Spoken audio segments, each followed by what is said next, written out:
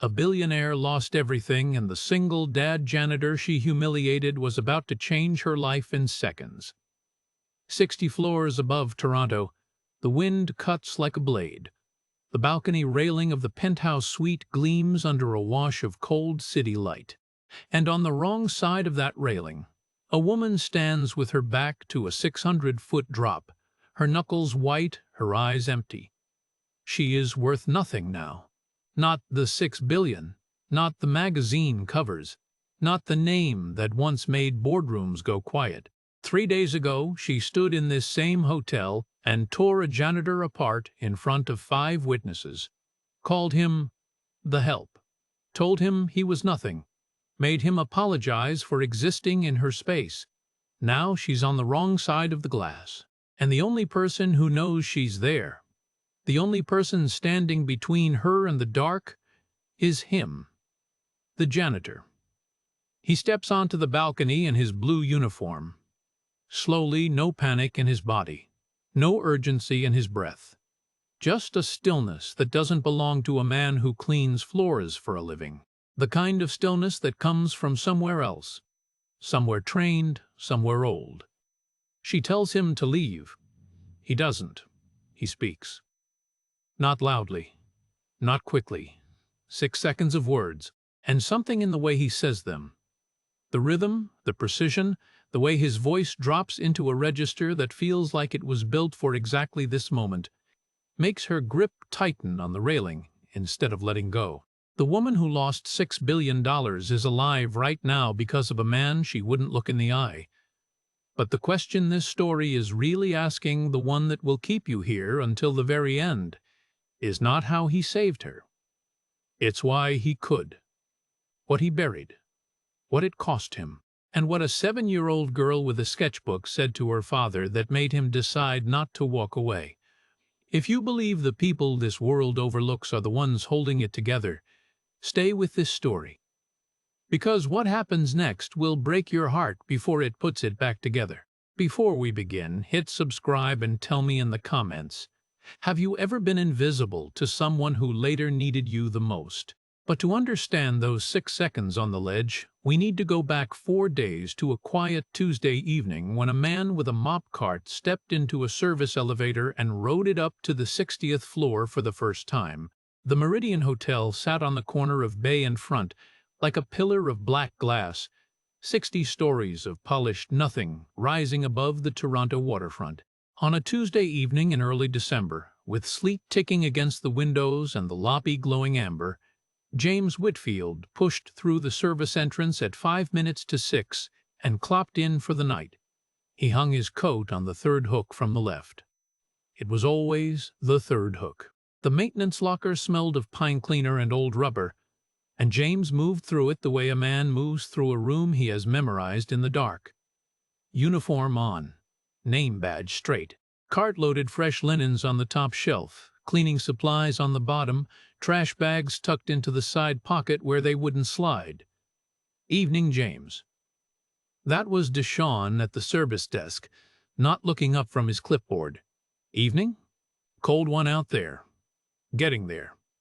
That was enough. James wheeled the cart into the freight elevator and pressed 12. The doors closed.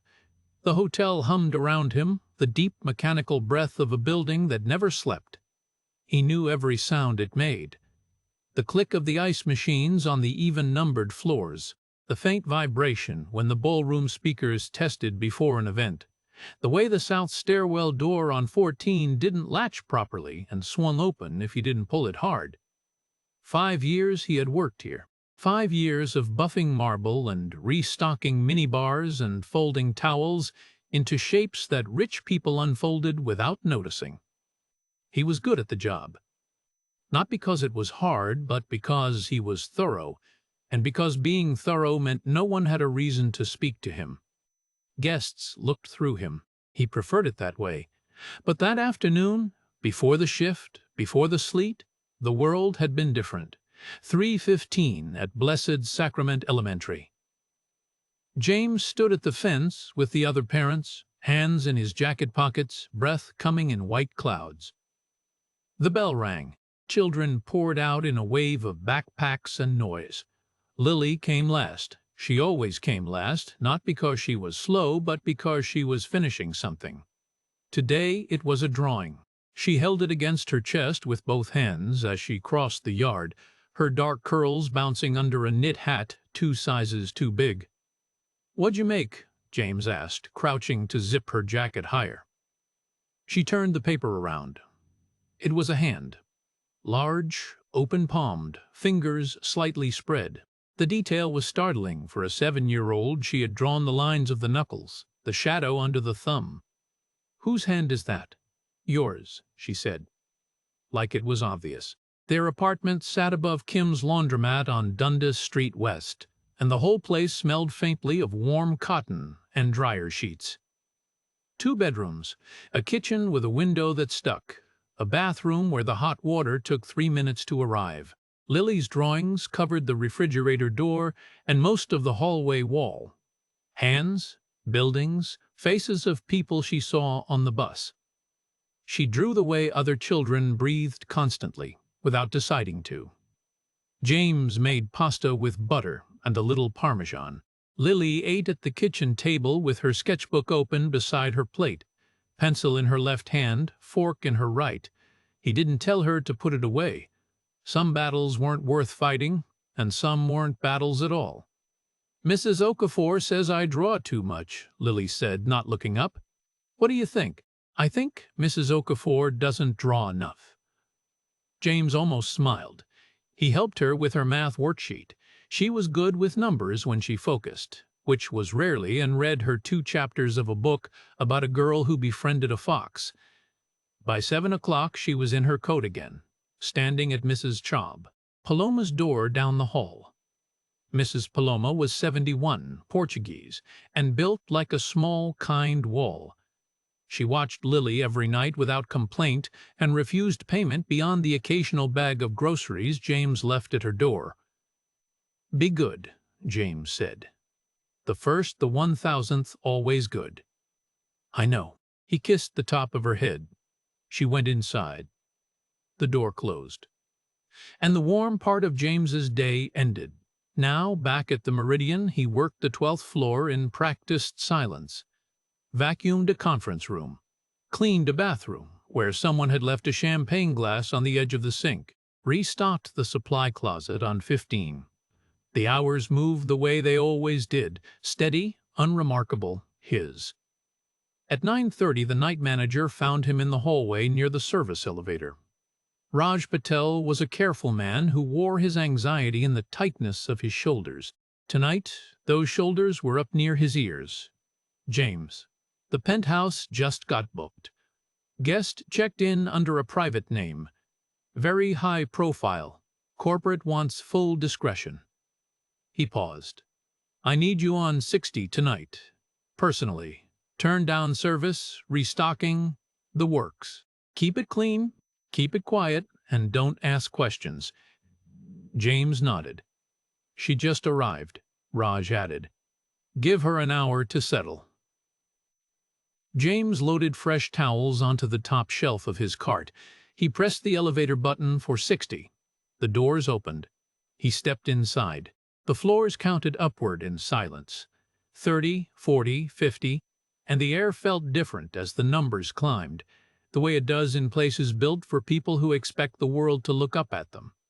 The doors opened on 60. The corridor was long, marble-floored, lit by fixtures that probably cost more than his rent. At the far end, the penthouse double doors were closed. A thin line of light glowed beneath them. Someone was in there. Someone important enough to hide. James wheeled his cart forward. The wheels barely whispered on the stone. The woman who checked into the penthouse at 9:47 p.m. used the name Catherine Marsh. She paid with a black credit card that the front desk noted took an extra beat to authorize. She carried 1 suitcase and no companion. She requested no assistance with her bag and made no eye contact with the bellhop who held the door. Her real name was Serena Voss. And 12 months ago, that name had been worth $6 billion. Voss Digital had been her invention. She built it from a dorm room idea into a social media platform with 400 million users across 80 countries. Magazine covers. Congressional testimony. A penthouse suite at the Meridian that she kept on permanent reserve because she liked the view of the lake when she couldn't sleep. Forbes had called her the most powerful woman in tech who isn't afraid to say so. That was before Marcus Ewan, her co-founder and the man she had trusted with the company's architecture, copied 3 years of private user data and sold the access to a political consulting firm. Before the data privacy scandal broke across 4 continents at once. Before the board voted her out of her own company in a closed session while she sat in a car outside the building, locked out of the email servers before she even reached the parking garage. Before the federal indictment came down, wire fraud, conspiracy, obstruction charges built not on what she had done, but on what she had failed to stop. Her assets were frozen. Her accounts flagged. The apartment in Manhattan was gone. The house in Muskoka, gone. The friends, the advisors, the people who had laughed at her jokes and attended her fundraisers and called her visionary over champagne, gone, every last one. As if they had been paid to be there and the checks had bounced. She chose the Meridian because it was the one place that still felt like hers.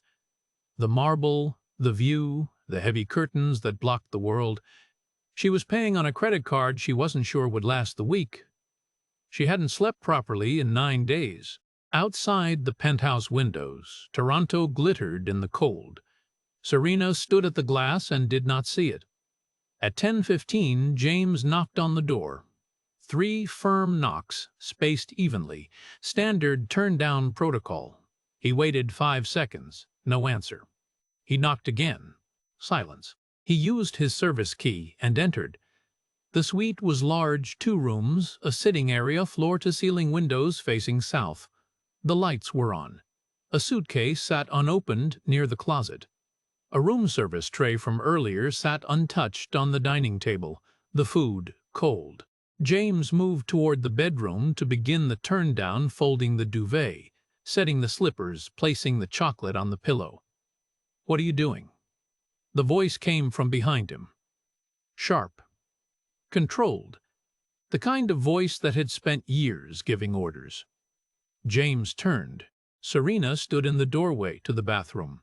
She wore a hotel robe, her dark hair pulled back tight.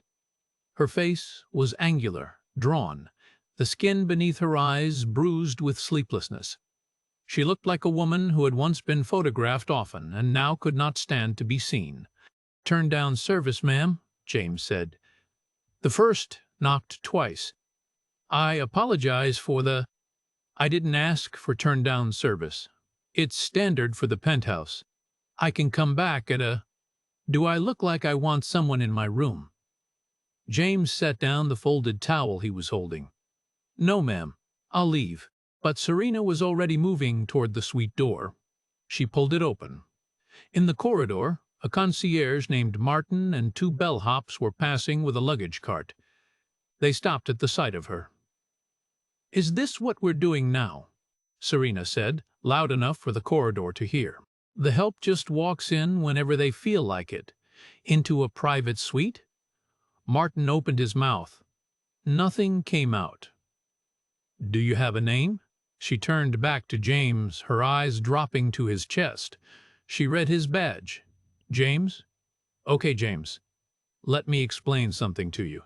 When a guest pays for a private room in a hotel of this caliber, that means private. That means you don't walk in with your little cart and your little uniform and act like you belong here." The 2 bellhops looked at the floor. Martin gripped the luggage cart handle with both hands. James stood still. His face showed nothing. "I understand. I apologize." "You understand," she repeated. "Good. Then maybe next time you'll remember that people like you don't enter a room unless someone like me says you can." The corridor was quiet. The hum of the ventilation system filled the space between them. James picked up his towel. He placed it back on his cart. He walked past her without hurrying, without dropping his gaze, and without saying another word. The suite door closed behind him with a heavy click.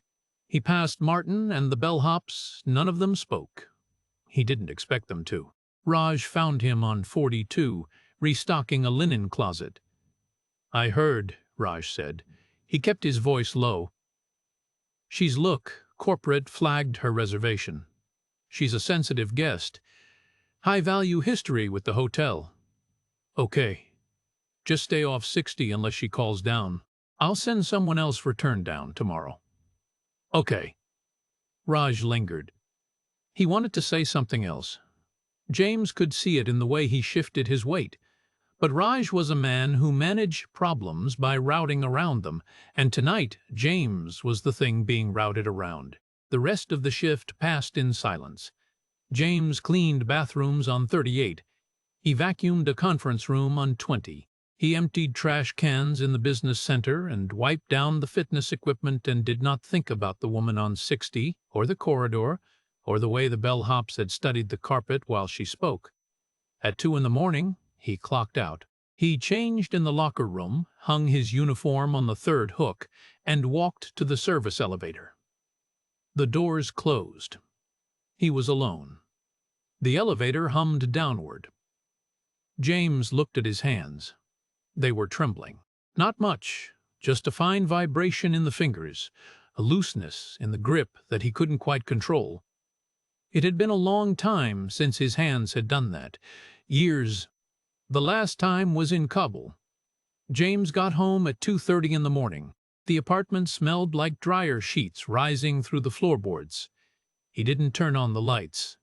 He hung his coat on the hook by the door, set his keys on the counter without a sound, and sat down at the kitchen table in the dark. Lily was asleep at Mrs. Paloma's.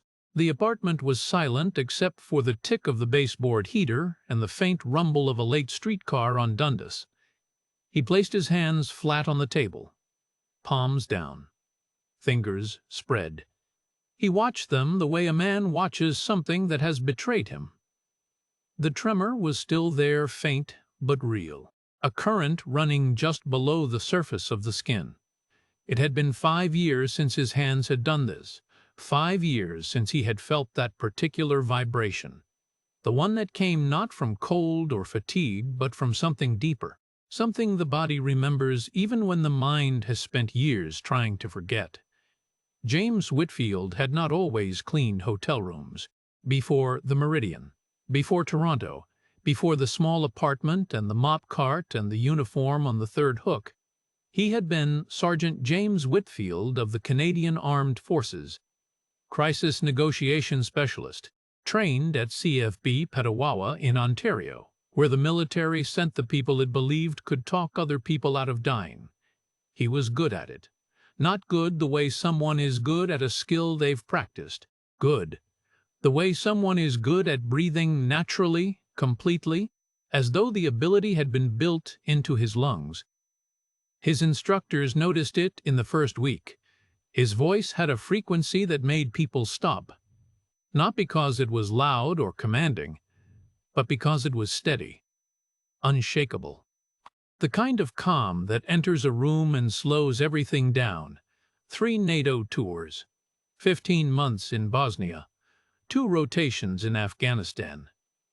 He talked a warlord's lieutenant out of executing 3 aid workers in a compound in Helmand province. He spent 9 hours on a radio with a 16-year-old boy strapped with explosives at a checkpoint outside Kandahar, and the boy walked out alive. A British colonel who watched the checkpoint negotiation wrote in his report that Sergeant Whitfield's voice was the most effective weapon in the theater that did not require ammunition. James never kept copies of those reports. He didn't frame anything. He didn't talk about it. The work was the work, and the work was simple. You showed up, you listened, you found the one sentence that mattered, and you said it before the window closed. Until the window closed on him. Kabul, August 2019. A rooftop in the Karte-e-Mamorin district, 4 stories above a narrow street choked with dust. Farida Khalil was 23 years old. She had been a university student before the threats started. Letters slipped under her door, warnings from men who believed a woman's education was an act of war. She climbed to the roof at dawn. Someone in the building called the military liaison. James arrived at 7 in the morning. He could see her from the street, a small figure in a green headscarf, sitting on the edge with her legs hanging over. He went up alone. Standard protocol for first contact.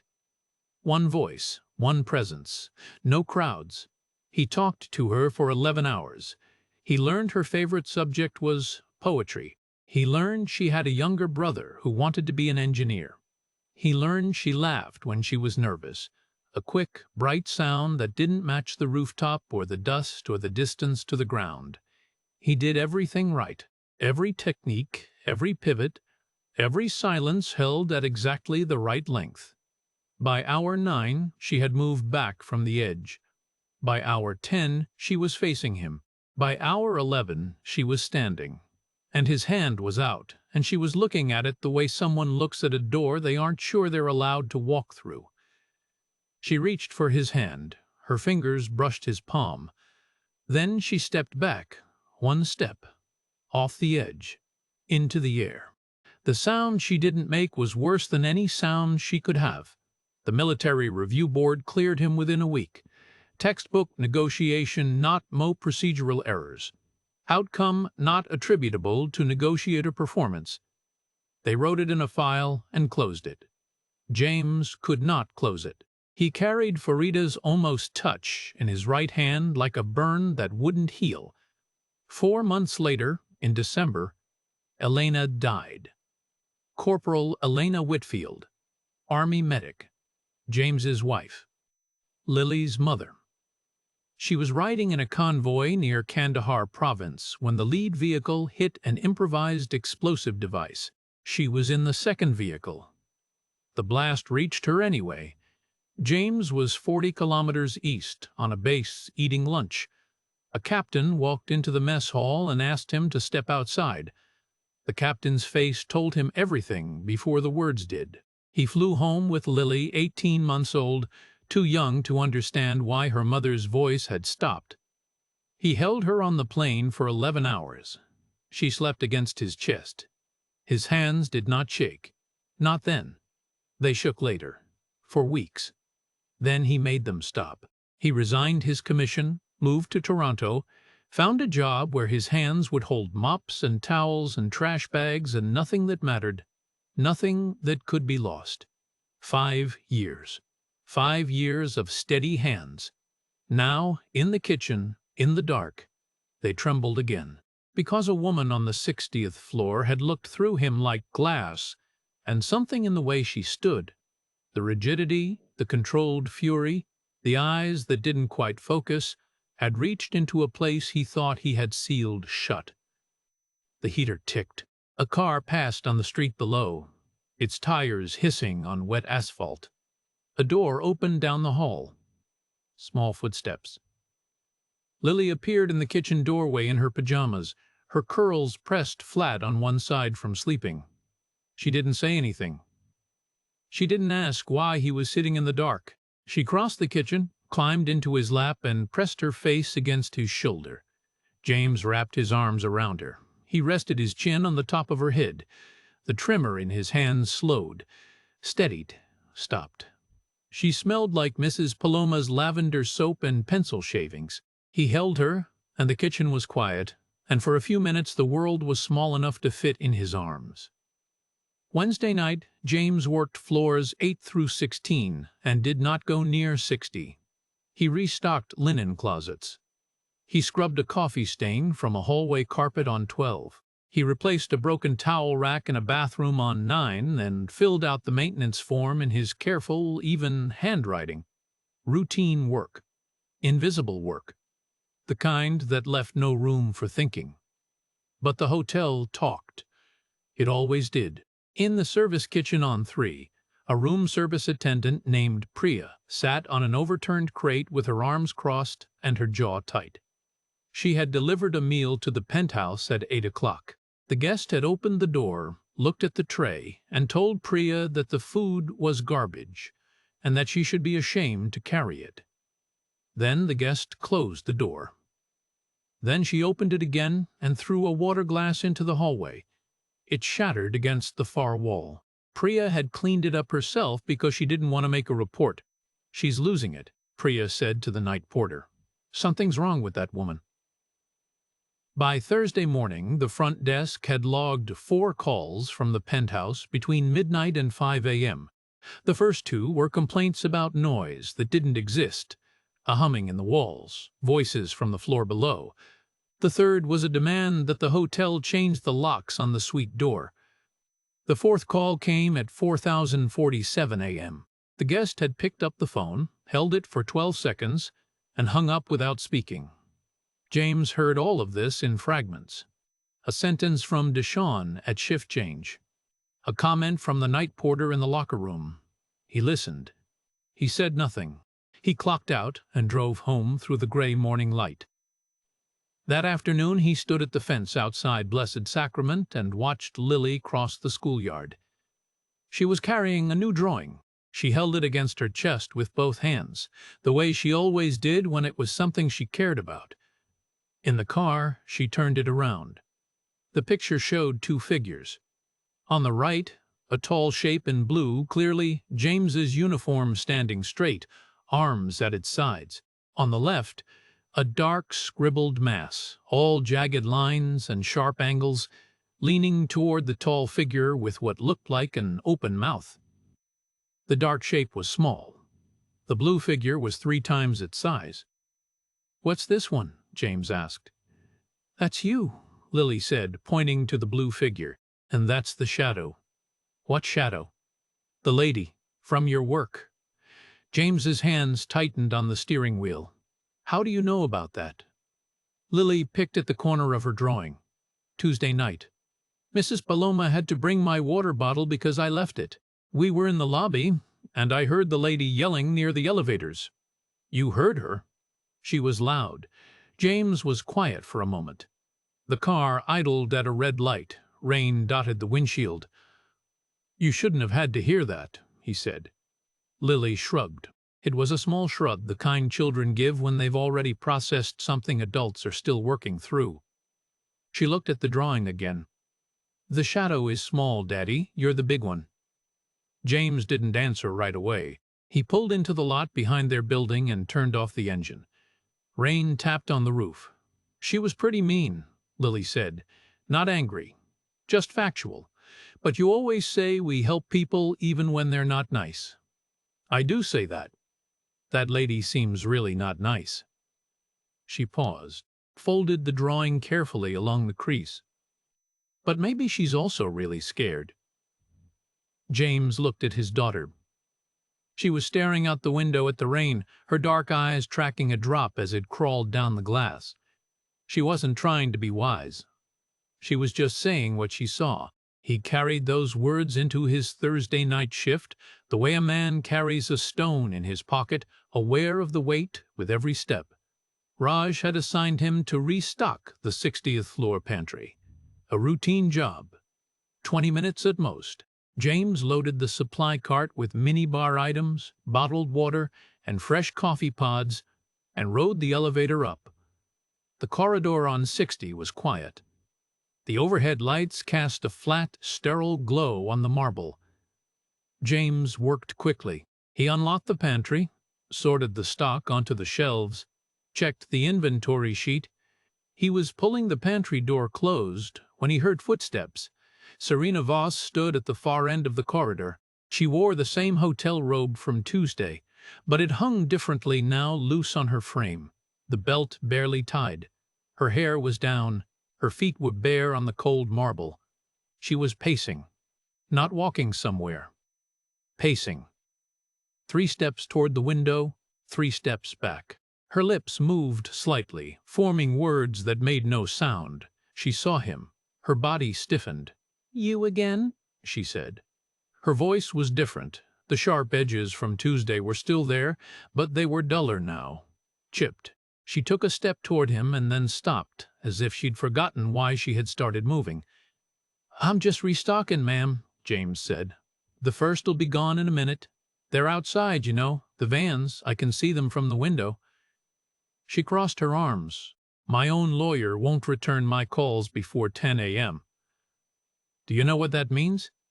It means he's managing me. Everyone's managing me." James said nothing. He closed the pantry door and locked it. "I don't even know why I'm still here," she said. "Not to him, not really to anyone. There's nowhere left to go, anyway." The words landed in James's chest, like a hand pressing flat against a bruise.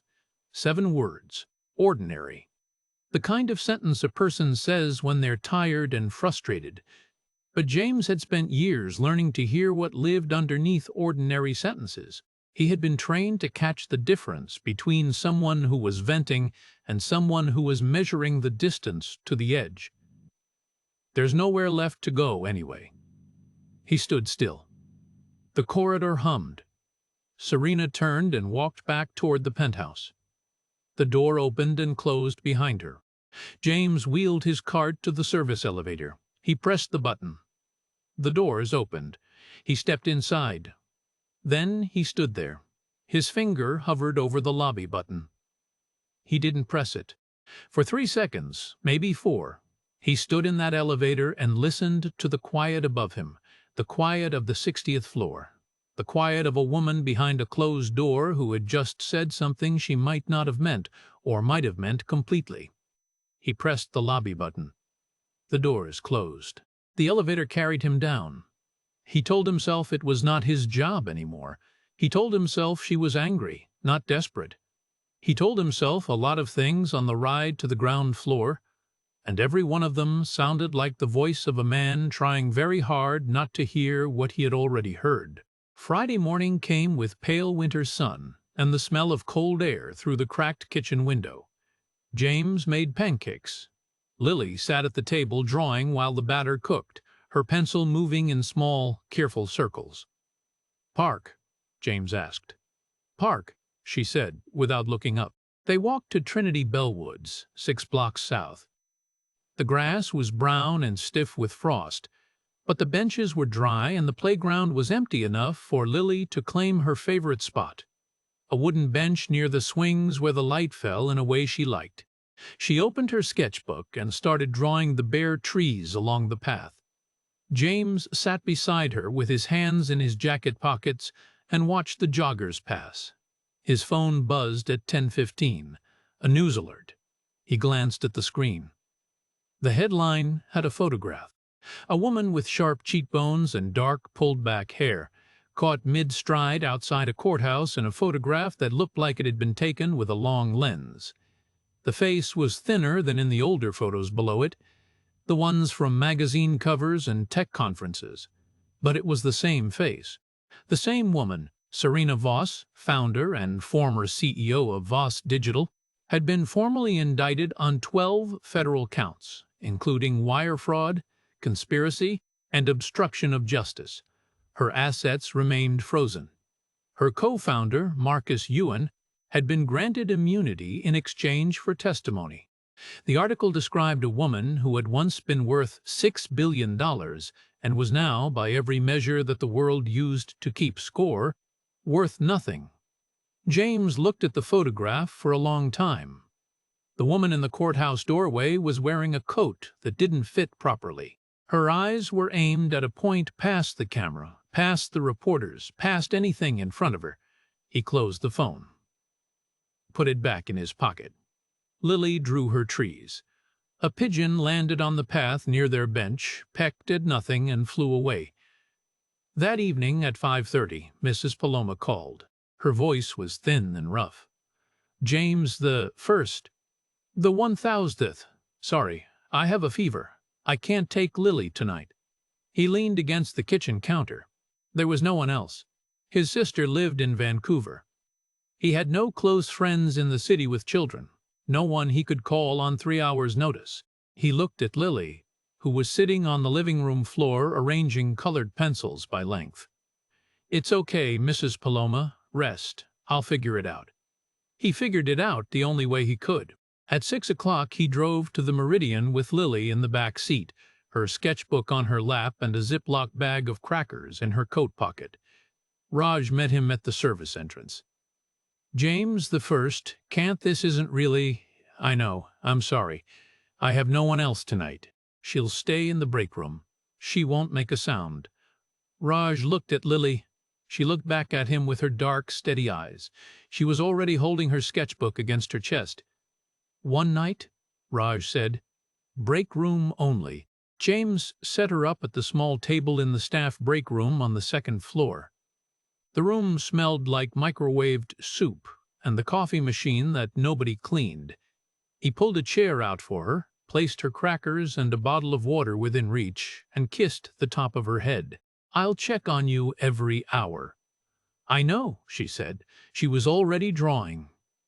Upstairs, the hotel had shifted. James could feel it the moment he stepped into the service corridor on the main floor. The night staff moved differently, quicker steps, lower voices, more glances toward the front entrance. Something was happening. Garrett Chen was standing in the lobby near the security office with a walkie-talkie on his belt and his arms folded. He was a compact man, mid-40s, with short gray-black hair and the kind of posture that came from years of standing at attention. James had seen him around for months, but they had rarely spoken. Tonight, Garrett had gathered the night staff. "Quick brief," he said. His voice was flat and direct. "The guest in the penthouse may attract press attention. 2 news vans have been spotted on Front Street. We've had inquiries at the front desk. Nobody confirms or denies anything about any guest. Standard discretion protocol." "Questions?" There were no questions. The staff dispersed. James turned toward the service elevator. Garrett's voice stopped him. "You're Whitfield? Night maintenance?" "That's right." Garrett studied him. Not the way a manager studies an employee, the way a man studies something that caught his attention but he can't yet name. James stood still under the look. He didn't shift his weight. He didn't break eye contact. He simply waited. "You were on 60 Tuesday night," Garrett said. "The incident." "Yes." "You handled it well. Calm. No escalation." A pause. "Most people would have reacted. I just apologized and left." Garrett nodded slowly. Something moved behind his eyes. A question he chose not to ask. "Carry on," he said. James rode the elevator to the 4th floor and began his rounds. He worked steadily through the evening, checking on Lily at 8, at 9, at 10. Each time she was drawing. At 8, she showed him a picture of a pigeon. At 9, a woman's face that looked like no one in particular. At 10, she was working on something new and covered it with her hand when he leaned in. "Not done yet," she said. At 11:15, James was in the basement security office checking the camera feeds. It was part of his Friday rounds, a quick scan of the hallway monitors to flag anything for the night log. He cycled through the floors. Lobby, clear. Parking level, clear. Conference level, clear. He clicked through the upper floors, one by one. Floor 60 appeared on the screen. The corridor was empty. The penthouse doors were closed. Everything looked normal except for one thing. At the far end of the hallway, past the penthouse entrance, the balcony access door was open. Not cracked. Open. A rectangle of black against the lit corridor. And beyond it, the faint movement of curtains being pulled by wind that should not have been inside the building. James stared at the screen. The corridor was empty. No one was in the hallway. But that door had been closed on every camera check he had ever made. It was December. It was 11 degrees below zero outside. He stood up. He reached for his radio, then stopped. He put the radio down. He walked to the elevator and pressed 60. And 2 floors below him, in the break room, Lily finished her drawing. She held it up and looked at it. A tall building. 60 stories of straight lines rising to a point. And at the very top, so small it was almost invisible, a single figure standing at the edge. The elevator opened on 60. The corridor was silent. James stepped out and stood still. The overhead lights cast their flat white glow on the marble. At the far end of the hallway, past the penthouse doors, the balcony access door was open. Wind moved through the corridor in a thin, steady current that carried the smell of ice and city exhaust. A curtain panel near the balcony entrance lifted and fell, like something breathing. James walked toward it. His footsteps made no sound on the marble. His hands hung at his sides. He did not reach for his radio. The penthouse suite door was ajar. He pushed it open. The sitting room was dark. A single lamp had been knocked to the floor, its shade bent, casting a low triangle of yellow light across the carpet. The room service tray from earlier sat untouched. The suitcase was still by the closet, still unopened, as if the woman who had brought it had never planned to stay.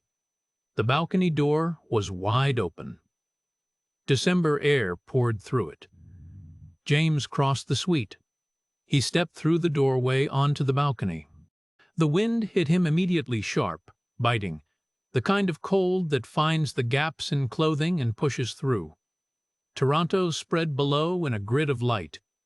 60 stories down, the streets looked like circuits. The lake was a black void at the edge of the city. Serena Voss stood on the wrong side of the railing. She faced outward.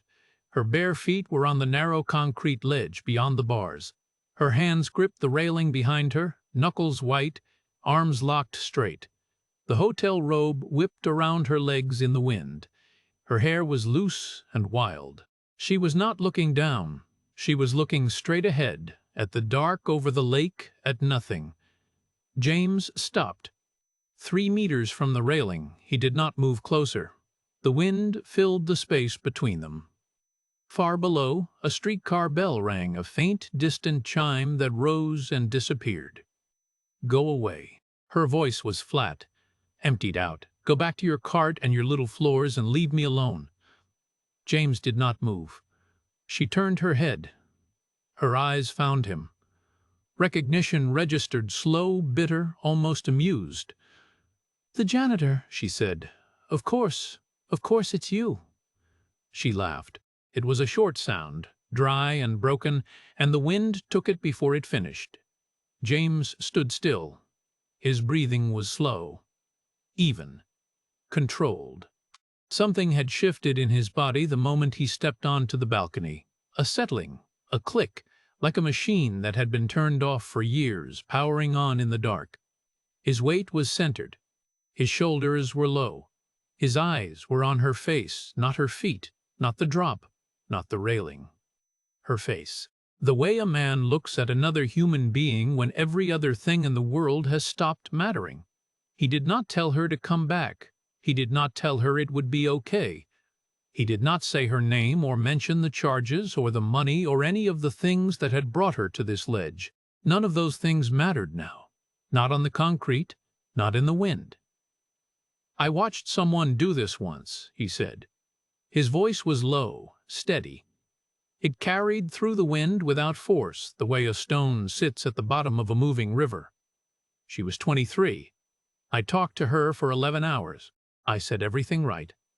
And she stepped off anyway. Serena's grip shifted on the railing. Her head turned a fraction more toward him. "I think about her every day," James said. "Not because I failed, because she was alone. And being alone on the edge is the worst thing there is, worse than whatever put you there." 6 seconds. That was all of it. 2 sentences and the silence between them. The wind blew.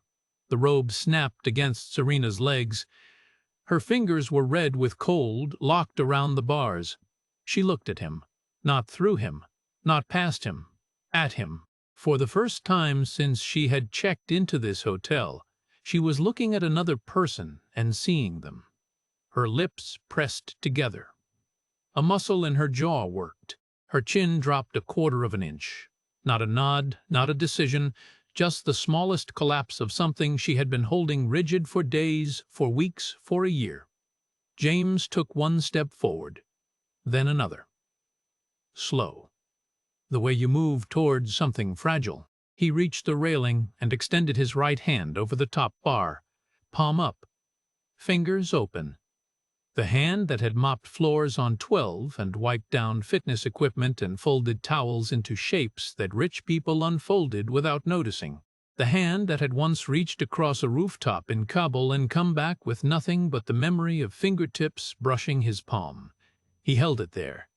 The wind cut across his knuckles. Serena looked at his hand. She looked at the dark over the lake. She looked at his hand again. Her right fingers released the railing. One at a time. Pinky, ring. Middle. Index. Her hand hung in the air for a moment, suspended, trembling, belonging to neither side. She took his hand. Her grip was ice-cold and fierce, and the moment her fingers closed around his, a sound came out of her that was not a word. It was low and raw, and it came from somewhere beneath language, beneath pride, beneath every wall she had built in 48 years of never once being the person who needed to be caught. James braced his feet. He pulled, not hard, not fast, steady. He guided her weight toward the railing, over it, and she came clumsy, shaking, her bare feet scraping the concrete, and then the metal, and then the balcony floor on the safe side. Her knees buckled.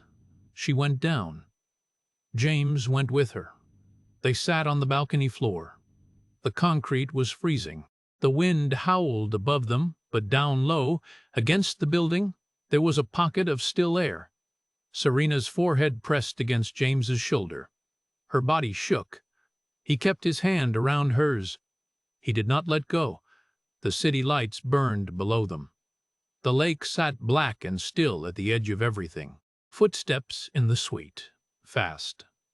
A radio crackled. Garrett Chen appeared in the balcony doorway, his face tight, his hand on his walkie-talkie. He took in the scene: James on the ground, Serena against him, the railing, the open air beyond it. His finger found the button. Medical to the penthouse, now, 60, penthouse balcony. He lowered the radio.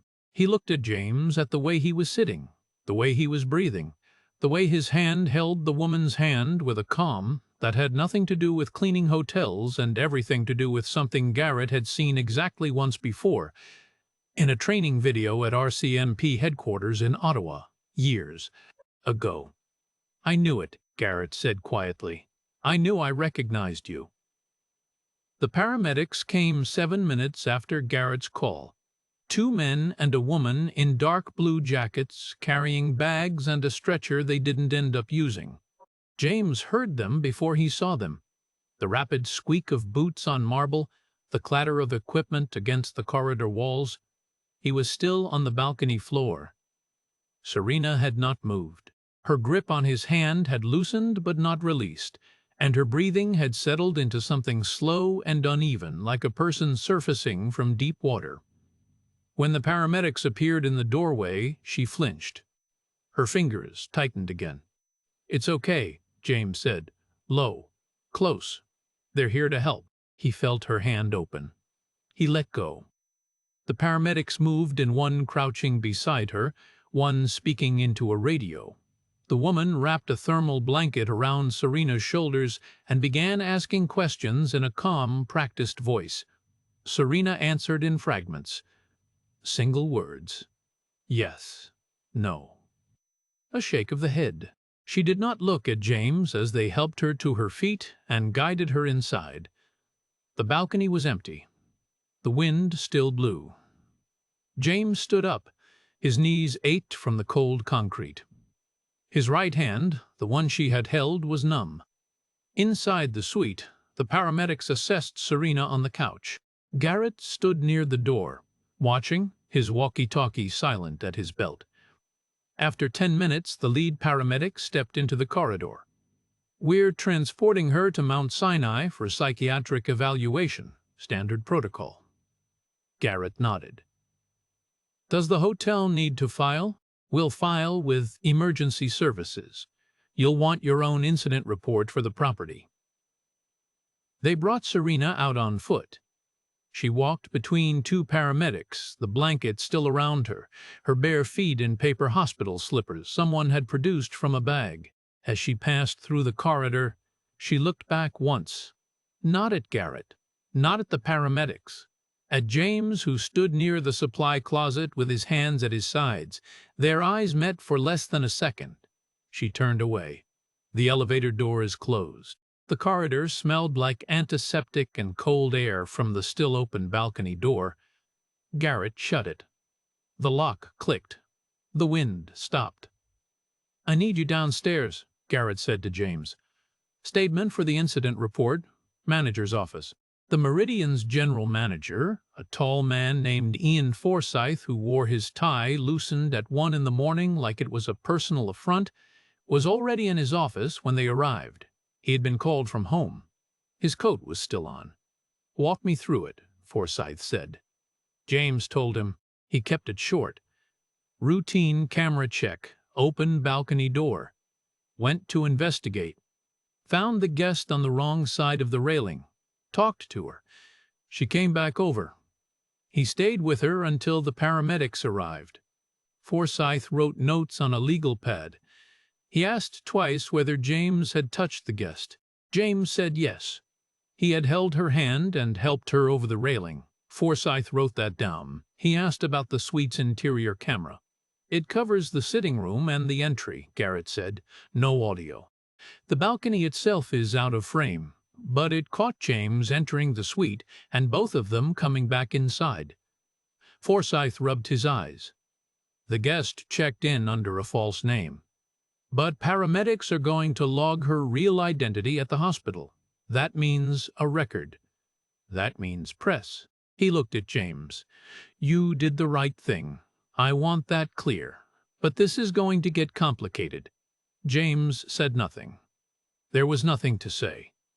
Garrett walked James out of the office and into the service corridor near the loading dock. The fluorescent lights buzzed overhead. The air smelled like exhaust from the parking garage. "How long were you in?" Garrett asked. His voice had changed, quieter, more direct. The voice of a man asking a question he already knew part of the answer to. "In where?" "The military." James looked at him. "Why?" "Because I spent 15 years in the RCMP. 5 of those years included joint training with Canadian Forces crisis teams." Garrett leaned against the wall. "The way you walked onto that balcony, the pacing, the posture, where you positioned yourself relative to her center of gravity, the way you didn't raise your voice, that's not instinct, that's training." The corridor was quiet. A pipe ticked somewhere in the ceiling. "I've seen that technique exactly once," Garrett said. "In a training video they showed us at headquarters in Ottawa, footage from a negotiation in Afghanistan, a rooftop. The negotiator was a sergeant. They never showed his face, but they credited him in the briefing materials." He paused. "Sergeant James Whitfield, CFB, Petawawa." James's jaw tightened. A small movement, almost invisible. "That's you," Garrett said, "not a question. That was a long time ago." "The way you moved tonight didn't look like a long time ago." James exhaled. "The first need you to keep this quiet." "I can keep what I know quiet," Garrett said. "But Forsyth's already talking to corporate. Boss's real name is going to be in the paramedic report by morning, and once the press finds out she was here, they're going to want to know everything, including who found her." He crossed his arms. "The camera footage shows your face, James. If that footage leaks, someone's going to figure out who you are, whether I say a word or not." James stared at the concrete floor. The fluorescent light hummed above him. He thought about the camera in the penthouse suite, the angle, the resolution, the time stamp that would place him entering at 11,047 p.m., and both of them coming inside at 11,054. 7 minutes. The most important 7 minutes of his life in 5 years, and a security camera had recorded the edges of it. "I need to get my daughter," he said. Garrett stepped aside. James found the break room dark. Someone had turned off the overhead light, leaving only the glow from the vending machine in the corner. Lily was asleep at the small table, her head resting on her folded arms, her sketchbook open beneath her. The drawing faced up. The tall building. 60 stories of straight lines, and at the very top, the small figure at the edge. James looked at it for a long time. Then he closed the sketchbook gently, slid it into her backpack, and lifted her from the chair. She stirred against his shoulder, her fingers curling into the fabric of his jacket. "Daddy, we're going home." She settled back into sleep. He carried her through the service entrance, past the loading dock, into the parking lot where his car sat under a film of frost. He buckled her into the back seat. She didn't wake. The drive home took 14 minutes. The streets were empty. The city was silent in the way cities are at 2 in the morning, not peaceful, just paused. James drove with both hands on the wheel, and his eyes on the road, and his mind on a corridor in Ottawa, where, somewhere in a filing cabinet or a training database, his name sat next to a video of a rooftop in Kabul. He parked behind the laundromat. He carried Lily upstairs. He put her to bed. His phone buzzed on the kitchen counter. He picked it up. A voicemail from a number he didn't recognize, left 12 minutes ago. He played it. "Hi, this is Catherine Park with the Toronto Star. I'm calling about an incident tonight at the Meridian Hotel involving a guest named Serena Voss. I understand a staff member was involved. If you could call me back at—" James deleted the message. He set the phone down. He stood in the kitchen and looked at his hands. They were steady. For the first time in 5 years, they were steady after a night that should have broken them. And that scared him more than anything else. The story broke on Saturday afternoon. Catherine Park's article appeared in the Toronto Star's online edition at 2017 p.m. The headline read, "Disgraced tech billionaire Serena Voss involved in crisis incident at luxury hotel. Staff member intervenes." The article was careful. It named no sources.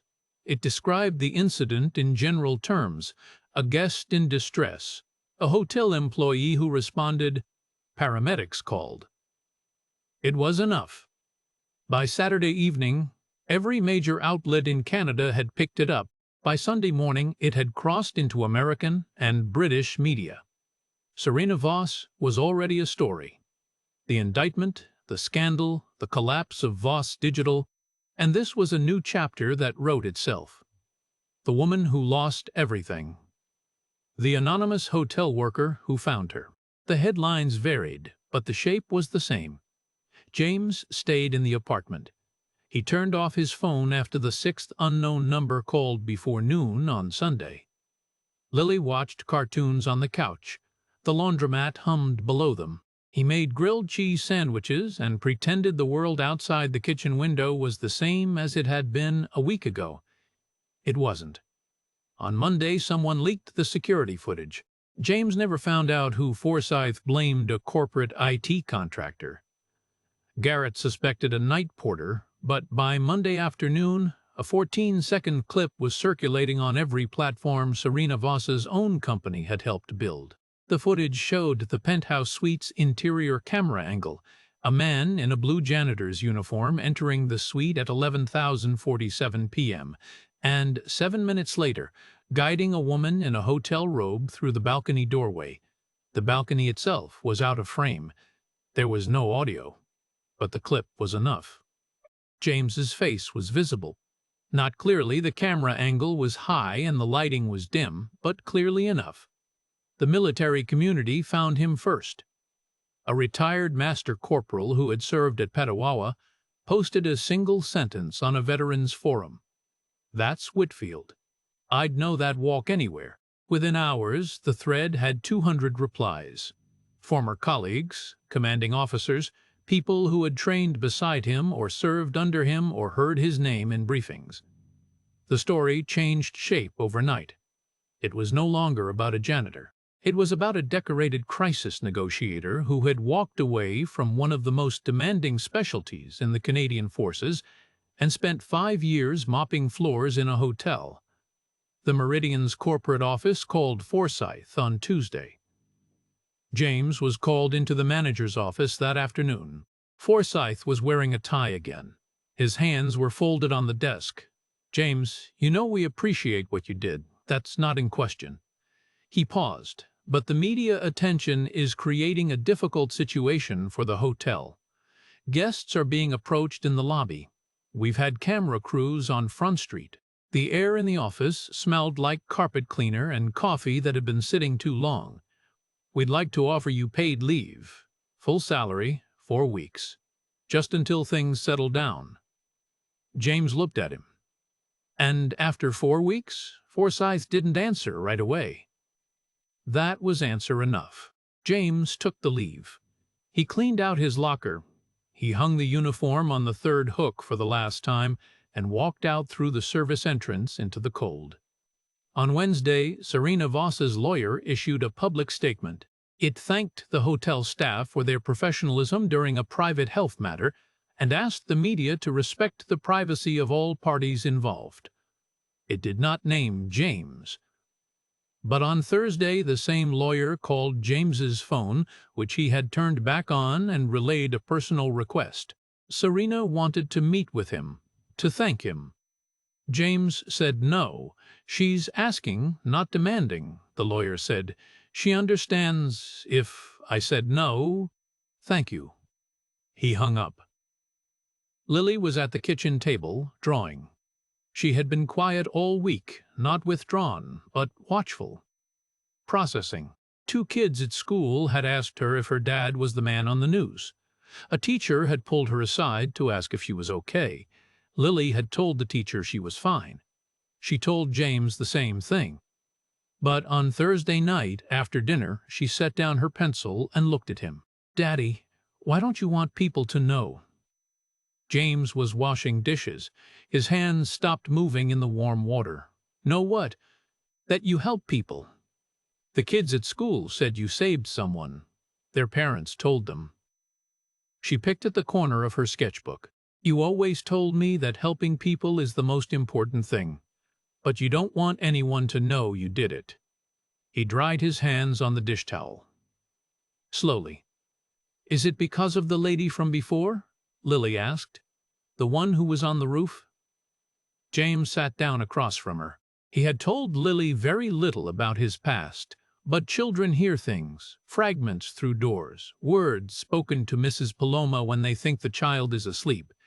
Lily had assembled her own understanding from these pieces, the way she assembled drawings from scattered observations. "Partly," he said, "but you couldn't help her. You tried." "I know.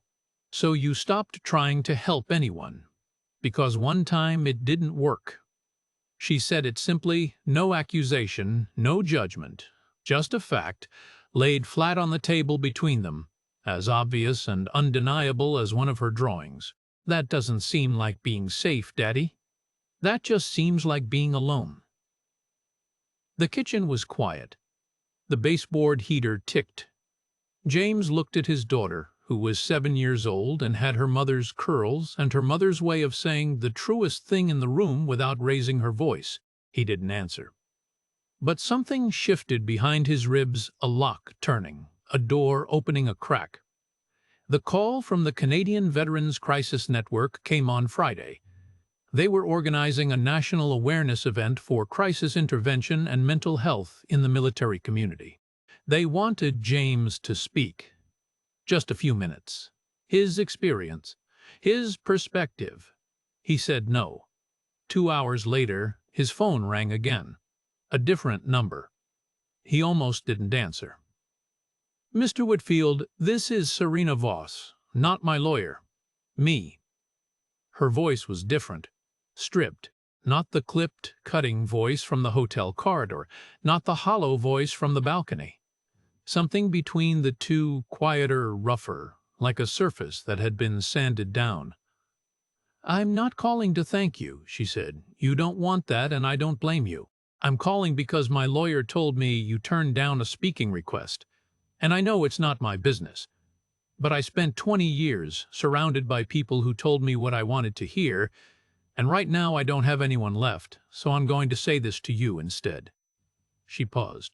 James heard her breathe. "There's someone out there right now in a hotel room, on a bridge, in a parking lot who's where I was, and they don't have a janitor who used to be a sergeant standing on the other side of the railing. They have nobody." Her voice cracked. She steadied it. "You have a voice that makes people stop. I know because it stopped me. And keeping that voice silent because you're afraid it won't work every time, that's not humility. That's waste."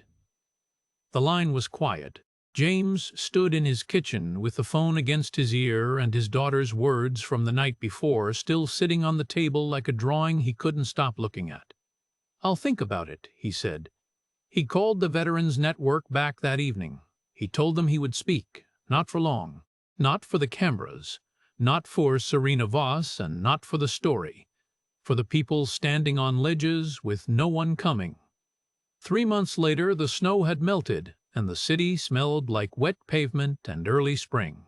James sat in a small office on the 4th floor of the Toronto Police Service's headquarters on College Street. The desk was not large. The chair was not comfortable. A window looked out over the parking lot, and the morning light came in gray and soft. On the desk, a phone, a computer, a notepad, and a framed drawing by Lily, a hand, open-palmed, reaching upward. His title was Civilian Crisis Intervention Consultant, Negotiation Unit. Garrett Chen had made the introduction. A lieutenant in the unit had reviewed James's military file, called his former commanding officer at Petawawa, and asked James to come in for a conversation that lasted 3 hours. By the end of it, James had a contract. He trained officers now, 2 sessions a week, in a windowless room in the basement, standing in front of a whiteboard, teaching the same techniques he had learned 15 years ago and used in places he no longer spoke about. How to read a voice, how to slow a conversation without losing it, where to stand, when to be silent, when silence is more dangerous than speaking. The officers were young. Some of them knew his story from the news. None of them mentioned it. They listened. They took notes. They practiced on each other in paired exercises, and James watched them the way his instructors had once watched him, looking for the ones who had the frequency, the ones whose voices made a room slow down. He was not the man he had been in the military. He was not the man with the mob. He was somewhere between the two. And for the first time in 5 years, that felt like enough. Lily started art classes on Saturdays. A community program at the Harborfront Center, 12 kids around a long table covered in newsprint. A teacher named Ms. Achebe who told James on the first day that Lily had an unusual eye. He didn't know what that meant exactly, but he watched through the glass door as Lily drew, her small hand moving with a certainty that he recognized, the same certainty Elena had when she worked. That total absorption in the task that made the rest of the world go quiet. Her drawings had changed. She still drew hands, but the hands were different now. They no longer reached outward into empty space. They reached toward other hands, fingers almost touching, palms turned toward palms, as if the hands had found something to meet. In April, Blessed Sacrament held a student art exhibition in the gymnasium. 23 students. Lily's work hung on the far wall near the drinking fountain. James stood in front of it with his jacket still on, a paper cup of juice in his hand that he had not tasted. She had submitted 3 pieces. A tree in winter, a woman's face that looked like no one and everyone, and a third drawing, larger than the others, mounted on cardboard. 2 hands, one reaching from the left side of the page, one reaching from the right. Between them, a gap, a white space no wider than a thumb. The hands were detailed. The lines of the knuckles, the shadows under the fingers. One hand was larger, calloused, with a scar across the palm that Lily had invented or observed. The other was smaller, sharper, the fingers more rigid. They were not touching, but they were close.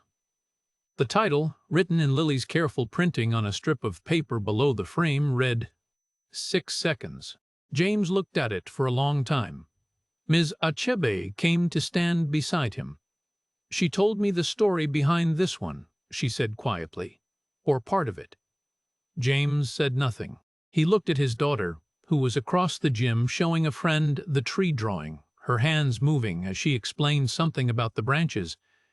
She caught his eye and waved. He waved back. The letter from Serena arrived in May. A plain, white envelope, no return address. Inside, a single page, handwritten. He read it once, standing at the kitchen counter. Then he folded it, slid it back into the envelope, and placed it in the drawer beside the stove. The drawer that held take-out menus and spare batteries, and a photograph of Elena in her uniform that Lily didn't know was there. Serena's charges had been reduced. Her cooperation with the federal investigation had yielded enough to dismantle what remained of Marcus Yuan's network. She had liquidated her last hidden assets, a watch collection, a storage unit of art she had kept off the books, and used the money to fund a crisis mental health line staffed by trained counselors, available around the clock. The line had no name attached to it, no press release, no brand. She and James were not friends. They would likely never speak again. But the letter existed, and he kept it, and that was its own kind of truth. On a Sunday in late May, James drove Lily to Mount Pleasant Cemetery. The grass was green. The air smelled like lilac and cut earth. Elena's headstone was simple. Her name, her rank, the dates, and a line from a poem she had loved that James could never read aloud without his voice catching. Lily carried her sketchbook. She sat cross-legged on the grass beside the stone, while James stood with his hands in his pockets. "I want to tell you something," he said. "Not to Lily, to Elena, to the stone, to the space where she should have been standing, about what happened at the hotel, about why I finally stopped running." Lily drew while he talked. He told Elena about the balcony, about the wind, about the woman on the wrong side of the railing, and the 6 seconds that had undone 5 years of silence. He told her about Farida, the name he had never spoken aloud in front of his daughter, and about the night his hand finally didn't come back empty. His voice was low, steady. The cemetery was quiet around them. When he finished, Lily tore a page from her sketchbook. She had drawn a new picture while he spoke. A single hand open, reaching, steady. She placed it against the headstone and held it there until the breeze pressed it flat against the granite. "Mom would be glad," Lily said, "that you're helping people again." James looked at her. 7 years old, her mother's curls, her mother's way of saying the truest thing in the room. "Yeah," he said, "I think she would." They sat together in the grass for a while. The lilacs moved in the wind. A bird landed on the headstone, considered them, and flew away. 6 months after the night on the balcony, on a Tuesday morning in June, James sat at his desk on the 4th floor of the police headquarters. The window was open. Warm air drifted in from the parking lot. His notepad was blank. His coffee was half finished. The phone rang. He looked at it. A call from dispatch. Another situation. Another person somewhere in the city standing at the edge of something, waiting for a voice that might make them stop. James picked up the phone. He pressed it to his ear. He listened. His hands were steady. The measure of a person is not what they have lost, or what the world sees when it looks at them. It is what they are willing to give in the moment when no one would blame them for walking away.